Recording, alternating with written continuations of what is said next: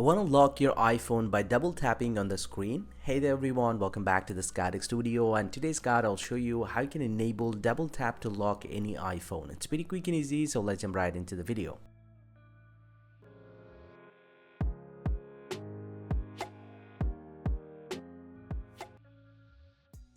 But so now to do that, open up the settings app from your iPhone or iPad and then scroll down, tap on accessibility, and from this page you just need to scroll down, tap on touch. Under this one, you'll get to see the assistive touch. You just need to tap on this one and enable this feature. Now once you have enabled this one, you'll get to see the virtual home button. So once you have enabled this, you just need to tap on double tap here, and under this one you just need to select the lock screen. When once you do that, you're pretty much good to go.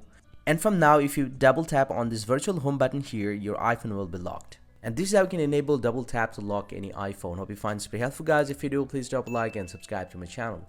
See you guys around, and thank you very much for watching.